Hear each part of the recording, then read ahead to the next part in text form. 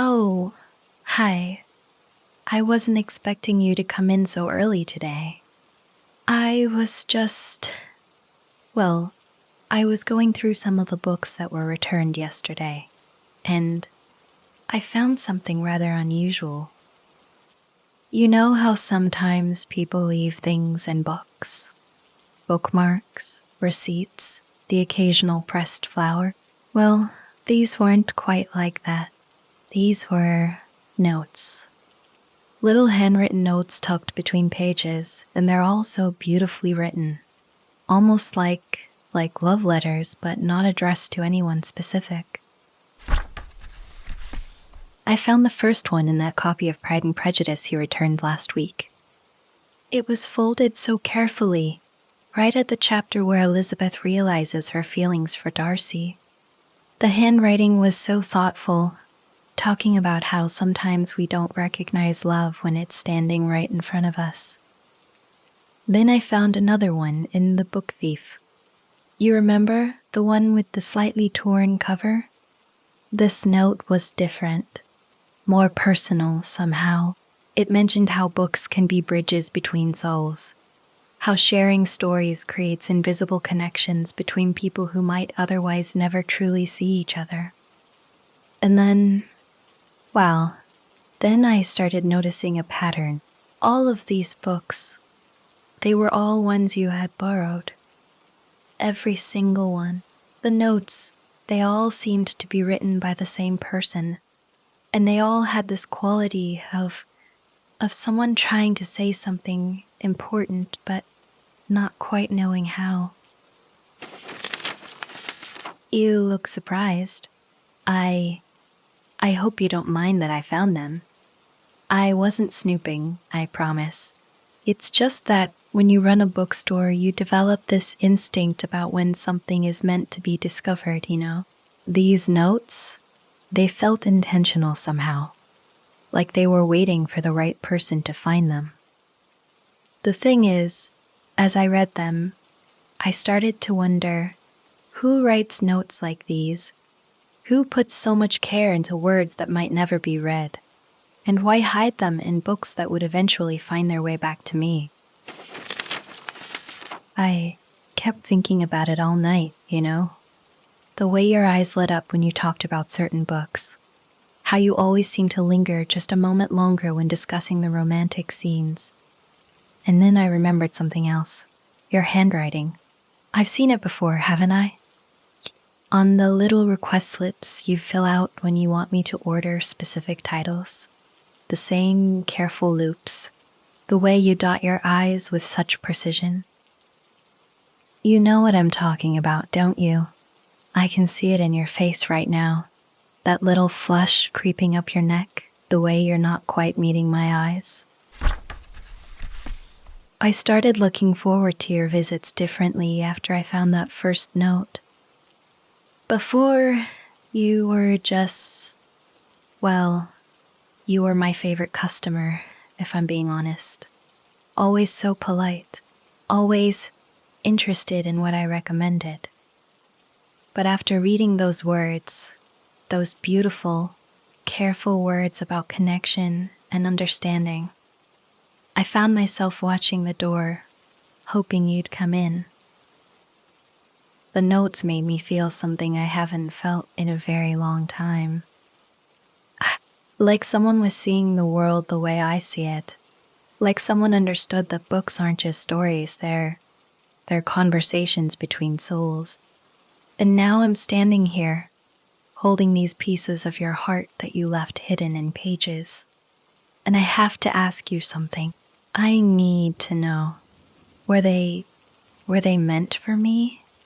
These notes, these glimpses into your thoughts about love and connection and the magic of shared stories. Were you trying to tell me something? Because if you were, if these beautiful words were your way of reaching out to me, I want you to know that they worked. They found their way to exactly the right person. There's one note in particular that I can't stop thinking about. You wrote about how some books feel like coming home. How the right story at the right moment can make you feel less alone in the world. And then you said something that it took my breath away.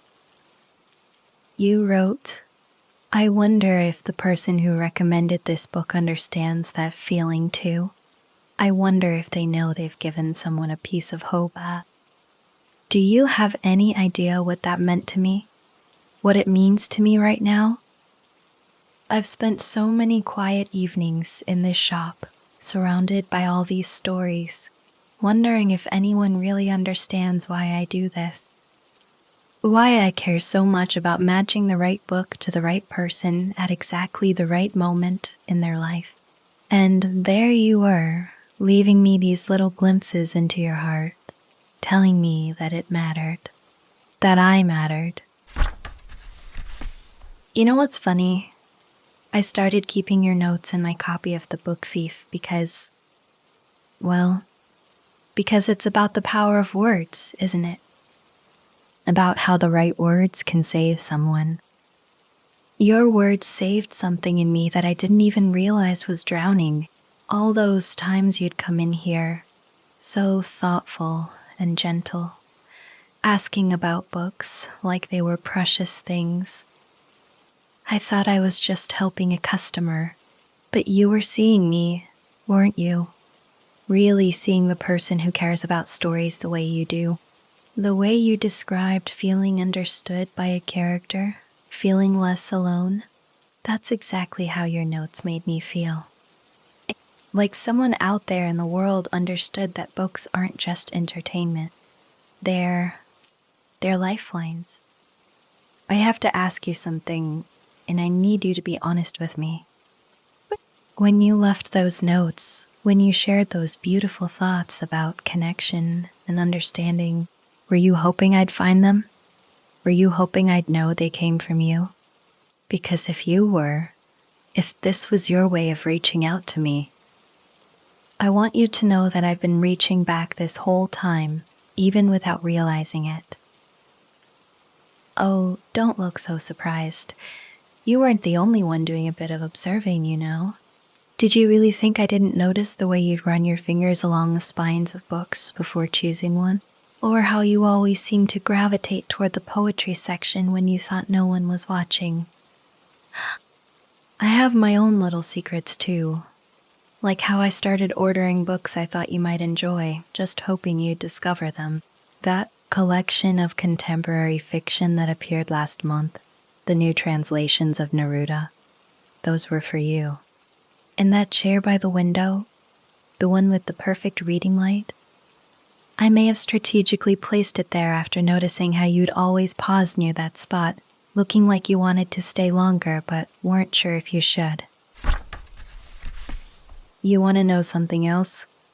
Every Tuesday afternoon when you'd come in during your lunch break, I'd find myself watching the clock around 11:30, wondering if today would be the day you'd stay a little longer. Maybe ask me about a book recommendation instead of just browsing quietly.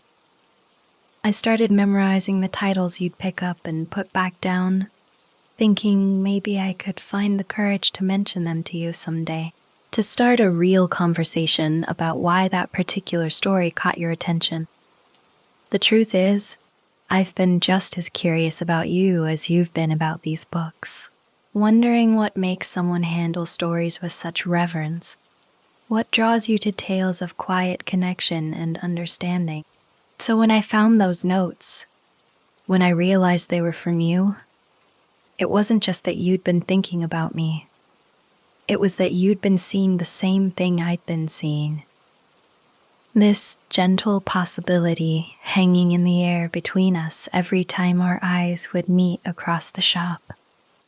Were you hoping I'd notice you too? Because I did. I have been, this whole time. You know what? I think I've been waiting for this moment longer than I even realized. All those months of quiet glances and careful conversations, all those times I'd rehearse what I might say to you if I ever found the courage. And tonight, sitting here with the rain, creating this perfect little world around us, with your notes spread between us like a bridge I never expected to find. I couldn't let another evening pass without telling you the truth. Because the truth is, I've been carrying these feelings around like a secret I was too afraid to share. Every time you'd walk through that door, my heart would do this little skip, and I'd tell myself it was just because you were a regular customer. Someone I'd grown fond of seeing. But that wasn't it at all, was it? I've been falling for you in the quietest way possible. In the way you handle books like they're precious things. In how you always seem to know exactly which corner of the store will give you the peace you're looking for. In the gentle way you'd nod when our eyes would meet, like you understood something about me that I hadn't even said out loud. And I kept thinking, maybe I was imagining it. Maybe I was just a lonely bookstore owner reading too much into simple kindness. But then I found your words, your beautiful, honest words, and I realized you've been seeing me too. Really seeing me. Not just the person behind the counter, but me. So I had to say something tonight. I had to let you know that these feelings aren't one-sided, that this connection we've been dancing around, it's real. And I'm tired of pretending it isn't. I think I've fallen for you. There, I said it. The words I've been carrying around like stones in my chest for months now. You look so surprised, and I can't blame you. I've spent so long being the quiet one, the careful one, always watching from behind stacks of books and half-spoken sentences. But sitting here tonight, with your beautiful words spread between us, I realized I can't keep hiding behind my own shyness anymore. Because the truth is, every single day you've walked into my store has been like a small gift I didn't know I was waiting for. The way you run your fingers along book spines when you're thinking. How you always seem to find the exact right corner where the afternoon light falls just so. The gentle way you'd catch my eye and smile, like you were sharing some secret joke with me that neither of us had quite figured out yet. I've been memorizing these little moments without even realizing it. And now, knowing that you've been watching me too, that you've been feeling something too, it's like discovering that all those quiet conversations we never quite had were actually happening all along, weren't they? You've been seeing me in ways I didn't even know I wanted to be seen. So yes, I'm nervous. My hands are actually shaking a little right now, if you want to know the truth.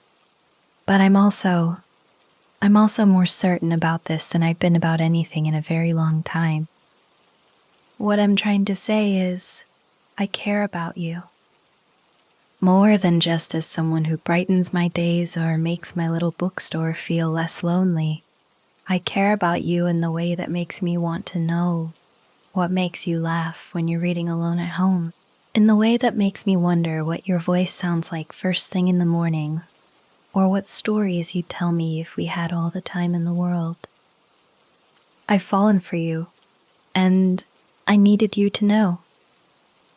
I can see it in your eyes, you know, that look of relief, wonder, maybe a little bit of both.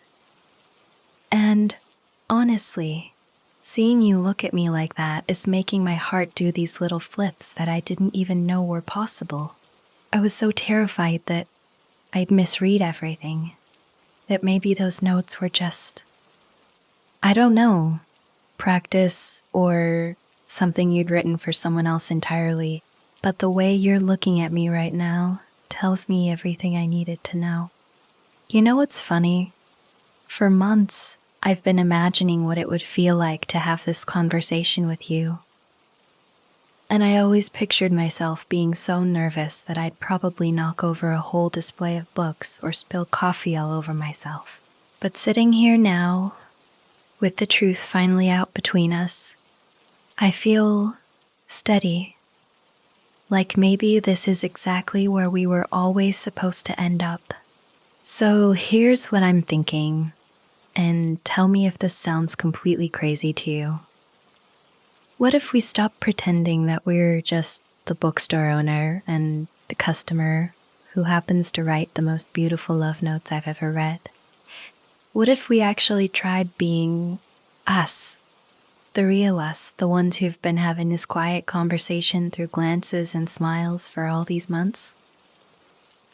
I'm talking about a real first chapter, you and me. Maybe dinner somewhere that isn't surrounded by dusty old novels, though I have to warn you, I might still end up talking about books the entire time. Or we could take a walk through the park, and you could tell me about all the stories you've never written down. The ones that are just living in your head waiting for the right person to share them with. Because here's the thing I realized tonight. I don't just want to be the person who sells you books anymore. I want to be the person you come home to and tell about the books you've read. I want to know what makes you laugh until you can't breathe and what keeps you up at night thinking. I want to write our own story together. One that doesn't have to hide between the pages of someone else's words. So what do you say? Are you ready to see what happens when we stop being characters in separate stories and start being the main characters in the same one? You know what I keep thinking about? How this all started with words, hidden between pages.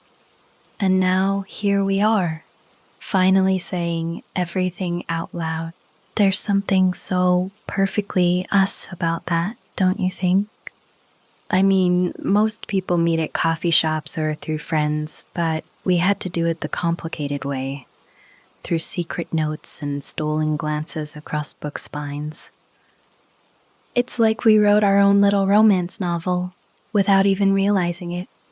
And speaking of writing our story, I was thinking about what you said about that real first chapter we talked about.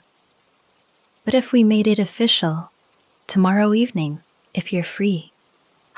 There's this little place downtown, not a bookstore, I promise, that serves the most incredible pasta. And they have these tables by the window where you can watch the world go by. I want to hear about all those stories you mentioned, the ones living in your head. I want to know what you were thinking all those times I caught you watching me from behind the poetry section. And maybe I'll tell you about all the times I rearranged the displays just so I'd have an excuse to walk past wherever you were sitting. You're smiling at that, aren't you? Good, because I have a feeling we're gonna have a lot to smile about. I'm really glad you came back tonight. Not just because of the notes, but because some stories are too important to leave unfinished. And ours? I think ours is just getting started. So, tomorrow at 7? I'll be the one probably carrying a book anyway, just in case we run out of things to talk about. Though something tells me that's not going to be a problem for us.